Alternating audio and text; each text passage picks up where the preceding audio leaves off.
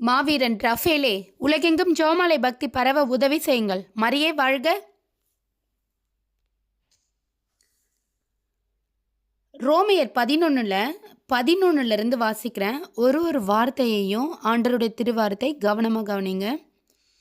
ஏனெனில் அவர் மீது நம்பிக்கை கொண்டோர் வெட்கத்திற்கு உள்ளாக மாட்டார் என்பது மறைநூல் கூற்று.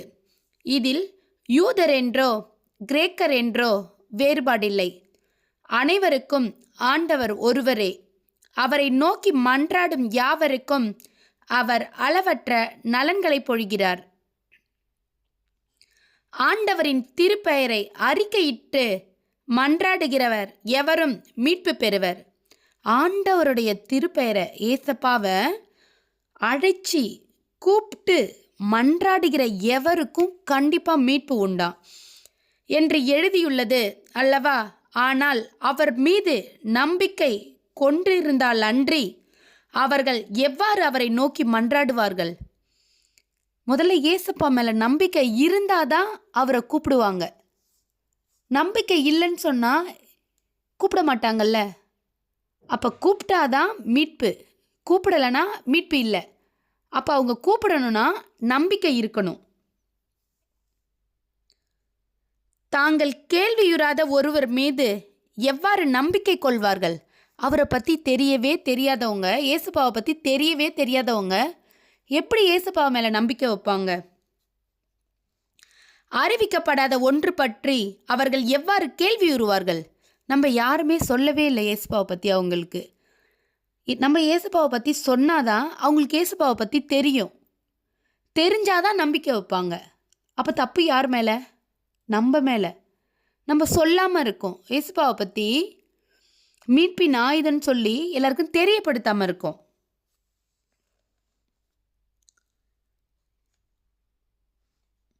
அனுப்பப்படாமல் அவர்கள் எவ்வாறு அறிவிப்பார்கள்? இதை பற்றியே நற்செய்தி அறிவிப்போரின் பாதங்கள் எத்தனை அழகாய் இருக்கின்றன என்று மறைநூல் எழுதியுள்ளது. நற்செய்தியை பற்றி போதிக்கிறவங்களுடைய பாதங்கள் எத்தனை அழகாய் இருக்கின்றது அப்படின்னு சொல்லி மறைநூலில் சொல்லியிருக்காங்க. ஆயினும் எல்லாருமே நற்செய்தியை ஏற்றுக்கொள்ளவில்லை. இதை குறித்தே எசேயா, ஆண்டவரே, நாங்கள் அறிவித்ததை நம்பியவர் யார் என்று முறையிடுகிறார். ஆகவே அறிவிப்பதை கேட்டால்தான் நம்பிக்கை உண்டாகும். கிறிஸ்துவை பற்றிய செய்தி அறிவிக்கப்பட்டாதான் அதை கேட்க வாய்ப்பு உண்டு.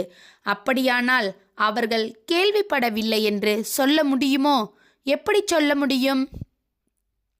புரியுதுங்களா? எக்ஸாம்பிளில் உண்மையாலுமே உத்திரி சில நெருப்பில் கிடக்கிற ஆத்துமாக்கள் ஏசப்பாவை பார்த்து எங்களுக்கு இந்த விஷயம்லாம் தெரியாது, இதுதான் பாவம், இப்படி தான் வாழணும், இந்த முறைகள்லாம் எங்களுக்கு தெரியாது கடவுளே அப்படின்னு சொல்லி எப்படி கூக்குரலிடுவாங்க. எவ்வளோ பேர் என்ன சொல்கிறாங்க? இதெல்லாம் தெரியல, மறைநூல் வார்த்தைகள் எதுவுமே அவங்களுக்கு தெரியல. அப்போ எடுத்து சொன்னாதான் அவங்களுக்கு தெரியும். நம்ம எடுத்து சொல்லியும் நம்ம நற்செய்தியை அறிவித்து அவங்க அதை கேட்காம இருந்து பாவம் செய்த பிறகு, நெருப்பில் விழுந்த பிறகு அவங்க கடவுளை பார்த்து கூக்குரலிட முடியாது. எங்களுக்கு இந்த விஷயம் தெரியாதே அப்படின்னு சொல்ல முடியாது. அதை தான் கடவுள் தெளிவாக சொல்கிறாங்க. அவர்களது அறிக்கை அவர்கள் கேள்விப்படவில்லை என்று சொல்ல முடியுமோ? எப்படி சொல்ல முடியும்? ஏனெனில் அவர்களது அறிக்கை உலகெங்கும் சென்றடைகின்றது.